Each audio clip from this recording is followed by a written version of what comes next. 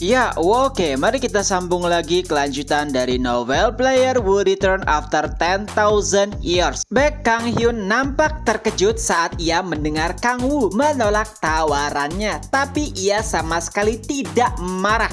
Malahan ia tertawa. Ia pun berkata, "Hahaha, kau orang yang lucu. Ini juga pertama kalinya lamarannya ditolak oleh seseorang. Tidak hanya itu, Kang Woo juga bersikap sangat santai di hadapannya." Setelahnya Kang Woo pun berkata, "Baiklah, jika tidak ada lagi yang bisa kau tawarkan, kau boleh pergi." Perlu diketahui, Baek Kang Hyun merupakan player terkuat di Korea. Bahkan Yeongju berada di bawahnya.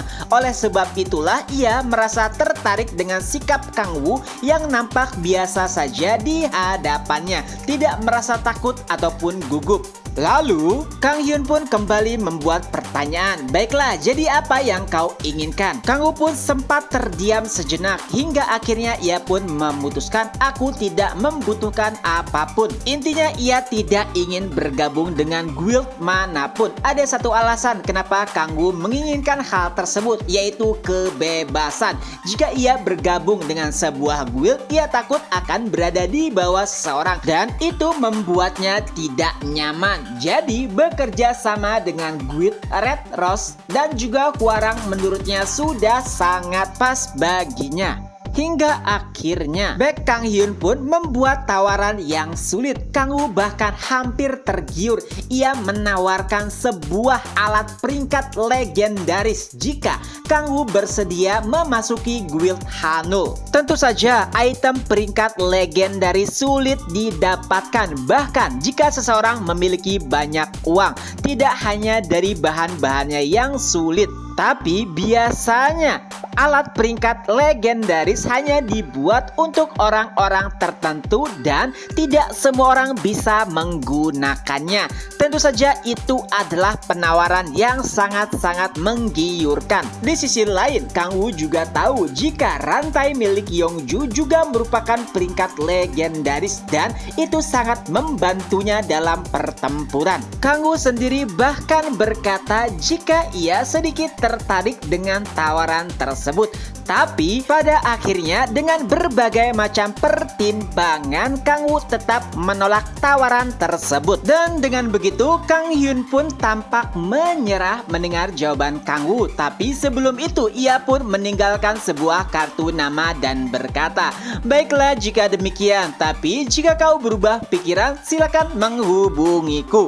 Dan sebelum benar-benar meninggalkan Kang Woo, Kang Hyun pun berkata, "Akan aku beritahu caramu bagaimana cara memakan rebuskan kimchi yang lebih enak." Ia pun mengambil beberapa makanan dan mencampurnya ke dalam mangkuk rebusan kimchi Kang Woo. Dan walaupun terlihat mengerikan, tapi menurutnya itu sangatlah lezat. Beberapa saat kemudian setelah bersantap ria, Kang Woo dan rombongannya pun memutuskan untuk kembali. Di dalam perjalanan, Echidna merasa sangat senang karena telah mendapatkan banyak baju yang cocok untuknya. Lalu Hansol juga berkata jika itu merupakan keputusan bagus untuk menolak tawaran tersebut. Menurut dirinya, Baek Kang Hyun adalah orang aneh dan itu tidak cocok dengan Kang Woo. Echidna juga berpikiran yang sama. Ia berkata jika Kang Woo tidak cocok di bawah perintah orang lain. Tapi walau demikian ada sedikit penyesalan di wajah Kang Woo karena telah mengabaikan item peringkat legendaris. Tapi ia pun memiliki sebuah ide untuk memintanya kepada Yeongju walaupun nampaknya itu sulit. Lalu tiba-tiba teleponnya pun berdering. Ternyata itu adalah Baek Hwayeon. Ia menelepon Kang Woo dan berkata apakah dirinya bisa mampir ke guild Hwarang itu terkait dengan hadiah yang telah dipersiapkan oleh pemerintah. Mendengar kata hadiah tentu saja membuat Kang Woo bersemangat. Dengan itu pula Kang Woo pun bergegas menuju guild Hwarang. Tapi karena penasaran, Kang Woo pun bertanya hadiah macam apa yang telah mereka persiapkan. Lalu Baek Hwayeon pun menjawab, "Tenang saja, itu merupakan hadiah yang layak. Aku bahkan sampai kesulitan untuk menentukan hadiah apa yang cocok untukmu." Mendengar hal tersebut, Kang Woo pun pun menanggapinya. Biar aku lihat nanti apakah itu layak menurutku atau tidak. Dan Baek Hwa-yeon kembali berkata, tentu saja itu adalah hadiah yang sangat layak karena itu merupakan salah satu item peringkat legendaris yang dimiliki oleh guild Hwarang. Mendengar hal tersebut tentu saja membuat Kang Woo terkejut. Sebelumnya ia telah melepas item peringkat legendaris yang ditawarkan oleh Baek Kang Hyun. Tapi siapa yang mengira jika ia mendapatkan item peringkat legendaris lainnya dari guild Hwarang. Tapi sebelum itu Kang Woo pun mengantarkan Echidna dan juga Hansul ke apartemen baru miliknya. Sesampainya di sana Kang Woo berkata akan segera kembali setelah mendapatkan itemnya. Tapi tiba-tiba Yeongju pun muncul dan berkata, aku telah mendengar beritanya dari Baek Hwa-yeon dan karena aku juga ingin pergi ke Hwarang, maka mari pergi bersama. Ia pun langsung membuka pintu mobil Kang Woo dan duduk di sebelahnya.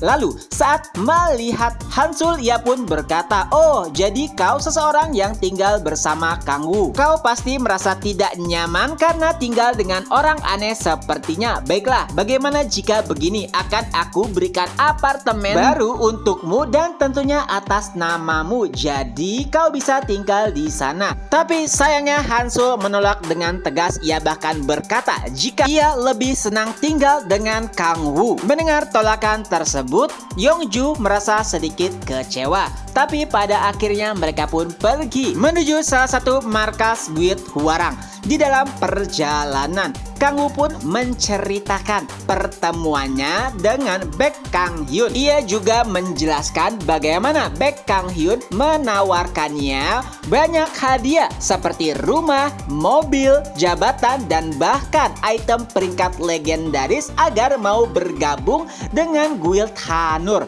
Mendengar tawaran tersebut tentu saja membuat Yeongju terkejut. Itu bahkan lebih besar daripada tawaran yang ia berikan. Awalnya Yeongju mengira jika Kang Woo menerima tawaran tersebut, tapi siapa yang menyangka jika Kang Woo menolaknya? Alasannya sederhana, karena Kang Woo tidak ingin diperintah oleh siapapun. Dan tentunya itu membuat Yeongju terkejut. Menurutnya proposal yang diberikan oleh Baek Kang Hyun merupakan proposal yang sangat menggiurkan. Bahkan jika itu dirinya sulit untuk menolak tawaran tersebut. Lalu Yeongju pun berkata, seperti yang kuduga, kau memanglah orang aneh. Lalu Kang Woo kembali bertanya apa yang ia ketahui tentang Baek Kang Hyun, dan Yeongju pun mulai menjelaskan ia pernah bertemu dengannya beberapa kali. Tapi menurutnya tidak ada hal yang aneh, hanya saja dahulu ia pernah kesal sekali kepada semua orang.